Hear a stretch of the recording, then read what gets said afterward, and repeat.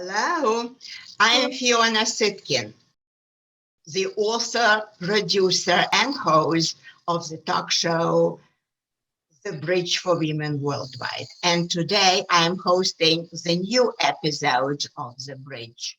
Its title is Creative Diasporas Important for the Nation. This is part of our new series, Women Contributing to the Beauty of the World. And our guest for today's show is Dr. Oksana Lutshyshyna, Ukrainian writer and poet, a lecturer of University of Texas in Austin. Originally, she is from Ukraine. Today, you will learn how to survive and thrive as a creative person in America, what helps you and what does not. You will also learn what it takes to become a national influencer as a writer in diaspora, far from your native land. And our guest, Oksana Lutshyshyna, is an expert on that. So stay tuned and stay with us, please. Let me say a few words about the talk show. A professional educator and former Fulbright scholar, I rooted the show in my Huffington Post blogs and the recent book, How They Made It in America, Success Stories and Strategies of Immigrant Women, from Isabella Allende to Ivana Trump to fashion designer Josie Natori, plus more. And today I have a distinct honor to welcome here and to present to you Dr. Oksana Lutshyshyna, whom I happen to know since her early university years in Ukraine. Now she is a Ukrainian American and an achiever in her own right. Welcome to the show, Oksana. Thank you so much. It's my honor to contribute to your talk show about prominent women, and I really love all the ideas and the people you interview. Thank you. I'm, of course, happy to see you. Let me introduce you properly here at the bridge. Ladies and gentlemen, Dr. Oksana Lutshyshyna is a Ukrainian writer and poet. She authored 3 novels, 5 poetry books, and a collection of short stories.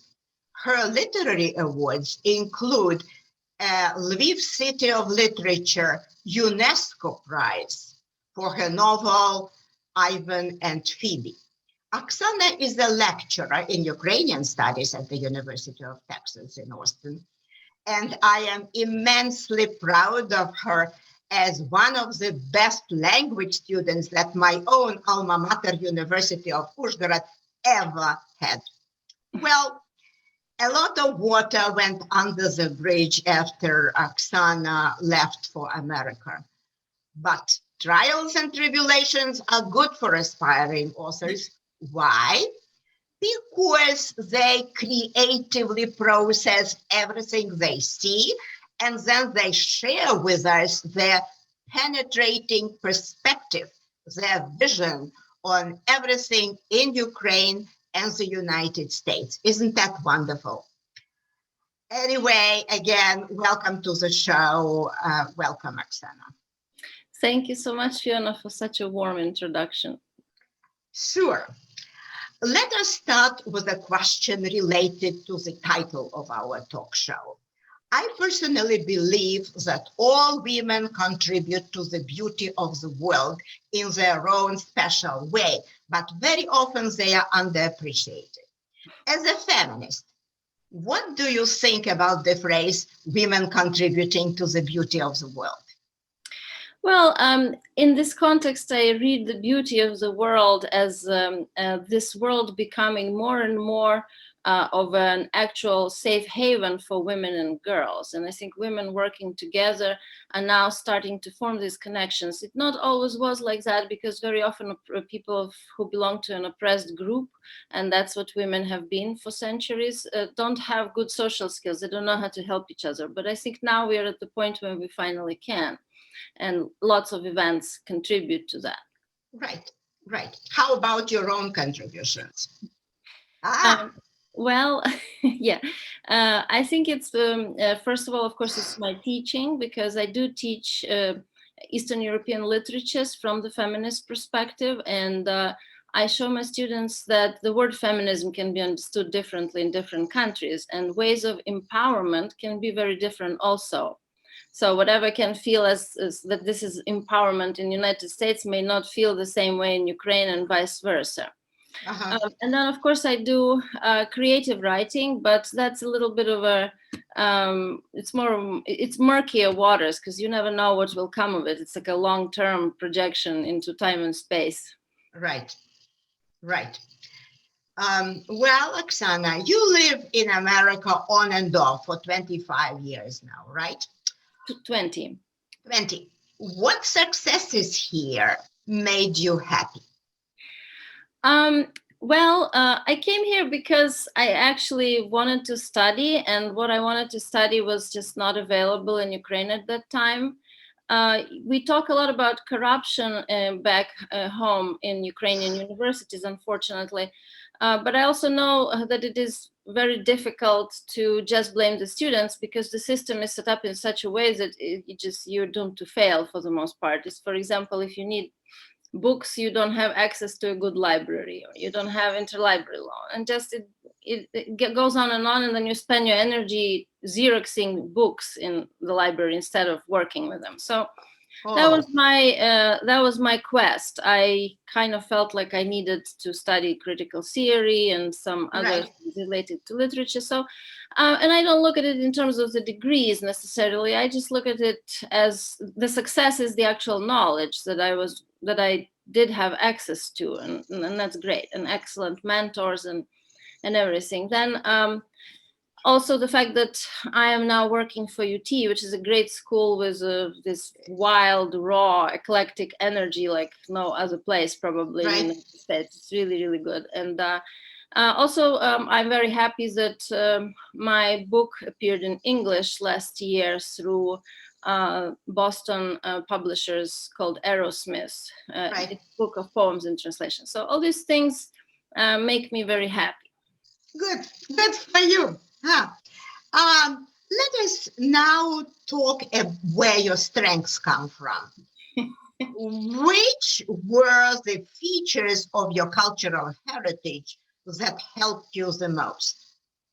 Well, this is where the story gets ambiguous, because we do have a number of strategies or coping strategies and so on, but I don't know if they're the best sometimes, that what we took from home. I wrote this poem the other month that sort of went viral for a second, because Oksana Zabushko, a prominent writer, reposted it, and then people started responding to it, about a certain kind of a Soviet zombie that never falls. And this sort of, as people of my generation and older, reacting not so much to the good patriotic things that Ukraine as it is now produced, but to some old Soviet military marches, because that's what we heard as kids. And you hear it, and even if you're half dead, you get up. Wow. I don't know if it's a good thing, because it's like I carry this Soviet Terminator inside me that never falls, but that's because he doesn't know how to get up. A Soviet person was not falling, but also not capable of collecting themselves if something did happen. So, actually, Ukrainian dissidents understood that, and Vasyl Stusin wrote in his letters to his son that don't be afraid to fall, but learn how to get up. So I think it's kind of a constant struggle here. So the Soviet Robocop or Terminator inside me just won't let me fall. But then my American side that I've acquired tells me that even if you do, it's okay, because we already know how to get up. So it's a dialectics. That's right. Yeah. Yeah. Oh, thank you. I love how you put it. Thank you so much. Thank you. Let us talk about Ukrainian diaspora now. According to Census 2006, there are over 900 million Ukrainians living in the United States. And many of them are very creative and even famous. For example, Young Kum, a co-founder of WhatsApp, or the Hollywood actresses Mila Kunis, Mila Jovovich, to mention a few. Mm-hmm. Now, who are your most favorite Ukrainian Americans? That is the question. Well, that should be its own talk show, because literally there's hundreds of names, and many of them are my colleagues and friends working at various universities. But to just name very few people, Right. it would be, of course, Askold Melnichuk, who's a Ukrainian but was born in the United States. He's a writer, writes in English, and he's a publisher. Then Virlyana Tkach, who's a theater director based in New York and who stages great performances based on Ukrainian poetry that she translates. Then from older generation, I would probably mention Marta Bohachevsky-Chomyak, who used to run the Fulbright program in Ukraine and who actually authored a book about Ukrainian women's movements. This is a groundbreaking book, and it's sort of the basis of all the writings. Yeah. Right. And then Vasyl Makhno, a famous poet who also lives in New York and who is my friend. So really, this is a never-ending list. I'm afraid to even start naming everyone. Okay, no. Well, yeah, we love them all. Just several that come to mind right now. Thank you so much. Well, many famous writers contributed to their national literatures, as we know, from overseas, from diaspora. For example, Nabokov, Solzhenitsyn, Yevtushenko, Brodsky, etc. I believe that you may have a chance to become a Ukrainian Isabella Allende. I believe in your potential. Anyway, what I mean to say is that I would like the creative contributions of Ukrainian Americans into Ukrainian culture to be appreciated enough. Why?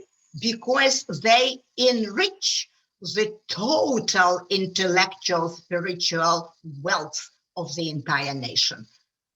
That's why. What do you think about it? Well, I do believe so too, and I think that process has really begun for people in Metropolia to sort of understand what diaspora is all about. Unfortunately, because of the Iron Curtain and totalitarian rule, people in Ukraine didn't understand what Ukrainian diaspora was all about. So they still kind of sometimes speak about diaspora in a sort of ironic way. Soviet-style ironic way. Soviet style, because the Soviets, of course, demonized diaspora. To them, it was enemy, and we know why. Because actually, though Ukraine was not on the map, Ukrainian diaspora behaved the way that as if it was on the map. And they actually collected money together so that they could represent Ukraine at different exhibitions and so on and so forth. So it was a very powerful group of people. And usually it's Metropolia supporting diaspora, even sometimes financially. But in our case, it turned out to be the other way around. For example, Osip Zienkiewicz, a man from diaspora, comes to Ukraine, opens the first publishing house that hosts young writers, hence come some of our best voices in poetry and fiction now. So that's and again, it's not always that people in Ukraine understand that. So we are working towards that greater understanding now. Maybe in time it improves, huh? Well, let's hope so. They say, let's hope for the best. And we do. We are big optimists about it, right? Now I would like you to comment on something, on a quote that I write. And this is the quote. It's from Salman Rushdie, who emigrated from Iran many years ago. And I would ask you to read and elaborate on this quote, if you please. Sometimes we feel we straddle two cultures, at other times that we fall between two stools. Yeah, I love the quote. It's a very graphic image. And actually, I have another one to contribute to it. It's from Michel Foucault, who said that somehow the way the system of education is organized, that we think that being educated means sitting on a chair for prolonged periods of time. So the reason I bring it up is because I feel that sometimes we tend to focus too much on straddling things when actually it's very beneficial to fall between two stools indeed, because it's a certain reality moment, and then you get to see that there's indeed two, and you kind of have distinct features that you can describe. I think it's inevitable, absolutely, and it's actually one of those beneficial things about being an immigrant. It's kind of like you see two contexts instead of one, and you always have a different point of reference. Yeah, well, that's good. Thank you for the answer. Let us now talk about the values that enable success. As immigrants, we know very well that any achievement in a foreign land is hard. And therefore, in my recent book, I distilled and described 7 values that help women immigrants succeed. Now, if you were to choose, Oksana, 1 or 2 of the values, which one would that be and why? Please. Yeah, that's a good question. I actually have your book via Kindle and I read it. So in my case, I think it'd probably be communication, creativity, and strategic thinking, because I tend to like the big picture. And these are things that come to me more or less naturally. And the other things perhaps one has to work on, but I guess it's different for each person. Right. Okay. That's all right. Thank you. You shared quite a bit today, and I'm very grateful. And I believe that your ideas will come in handy for many people. Why? Because yours is a story of great creative success, and it has many lessons for our viewers. So let me thank you again for being an inspiration, Oksana. Thank you. Sure, sure. Let us now move to the summary. And I recommend that from our interview, the audience remembers 3 takeaways. 1, Oksana Lutshyshyna is a role model of a national influencer, writer, poet, and critic. 2, please remember Oksana's success values and follow her if you can. And 3, order the book, How They Made It in America, to learn more about success in the US. And finally, let's connect. We can connect via the links on YouTube, on my personal website, the book website, www.fionasitkin.com. And you may write to me directly, fiona.sitkin@gmail.com. And if you send me a message, I may send you my book for free if you pay shipping and handling.